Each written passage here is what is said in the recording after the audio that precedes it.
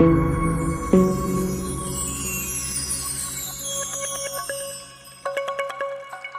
कुछ यहीं रह जाना है। एक राज्य में एक बार एक सन्यासी आया और सीधा राजा के महल में चला गया। उस सन्यासी की वेशभूषा को देखकर राजा के किसी भी सिपाही ने उसे अंदर जाने से नहीं रोका। वो सन्यासी सीधा राजा के दरबार में चला गया।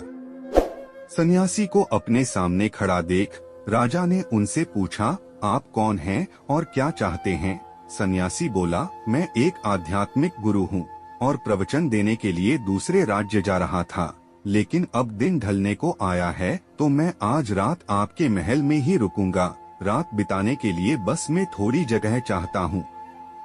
सन्यासी की बात सुनकर राजा बोला, ये एक राजा का महल है, कोई विश्राम स्थल नहीं। जो आप यहाँ रात में रुकना चाहते हैं, आप बाहर जाइए, वहाँ रहने की आपको कोई ना कोई जगह मिल जाएगी। सन्यासी ने राजा से फिर प्रश्न किया, महाराज क्या मैं जान सकता हूँ कि आपसे पहले ये महल किसका था? राजा बोला, मेरे पिता का था, क्योंकि मुझसे पहले वही राजा था। सन्यासी ने फिर प्रश्न किया, अच्छा तो अब आपके पिताजी कहाँ हैं? राजा बोला, अब वो इस दुनिया में नहीं रहे, उन्हीं के बाद तो मैं राजा बना।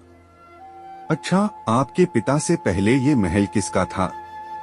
सन्यासी ने फिर से प्रश्न पूछा।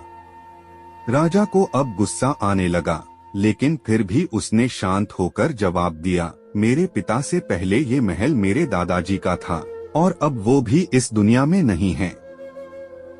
अब सन्यासी बोला, ये जगह जो ना कल तुम्हारी थी और ना ही तुम्हारे जाने के बाद ये किसी और की होगी। इस संसार में लोग कुछ ही समय रह पाते हैं और फिर चले जाते हैं। जहाँ हम अपना समय बिताते हैं वही हमारा विश्राम स्थल है। ना तुम इसे अपने साथ लेकर जा पाओगे, ना ही कोई और। बताओ, ये महल एक विश्राम स्थल नहीं है तो और क्या है?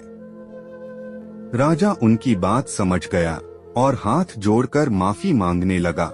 उसने सन्यासी को रुकने को जगह दे दी। सीख जो हमें इस शॉर्ट मोटिवेशनल स्टोरी से मिलती है।